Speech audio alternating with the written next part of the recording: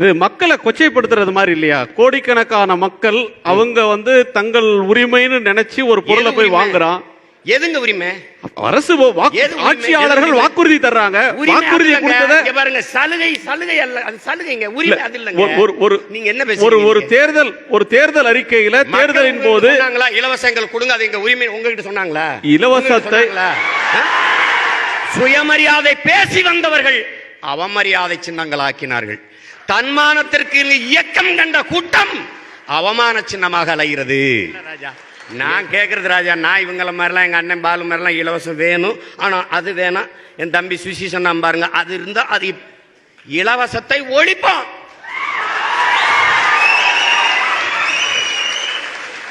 ஆனால் இலவசம் பெற வேண்டிய ஏழ்மை வறுமை நிலையில் இல்லாது என் மக்களின் வாழ்க்கை தரத்தை உயர்த்தும்.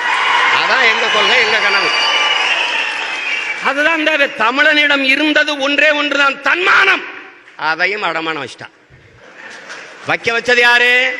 சுயமரியாதை பேசி வந்தவர்கள் அவமரியாதை சின்னங்களாக்கினார்கள்.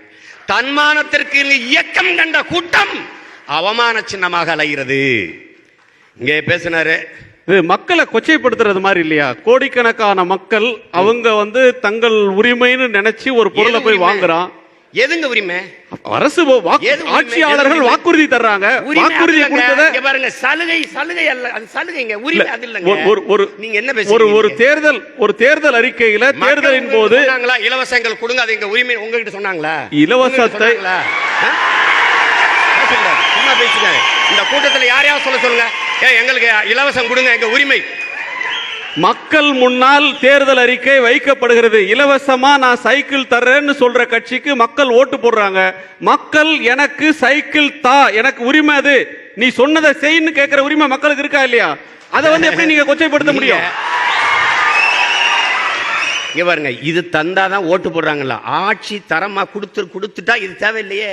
நீங்க அதை விட்டுவிட்டு நான் கேட்கறது தரமான கல்வியை கொடு, கல்விக்கேற்ற வேலையை கொடு, வேலைக்கேற்ற சம்பளத்தை கொடு, அதை கொண்டு பெருமையாக வாழ்கிற வாழ்வை கொடு. இதுதான் எங்களுக்கு தேவை. தரமான கல்வி, தரமான மருத்துவம், தூய குடிநீரை இலவசமாக கொடுக்கணும். அது தரல. இங்க பாருங்க, இந்த படத்தில் இருக்க இத்தனையும் இலவசமாக கொடுத்த இந்த அரசு தண்ணீரை மட்டும் 10 ரூபாய்க்கு வித்துச்சு. ஏன் தண்ணீரை இலவசமாக தர முடியாது? ஏன்னா தண்ணீரை இலவசமா தந்தா அதை விற்கிற தனியார் முதலாளி பாதிக்கப்படுவான்.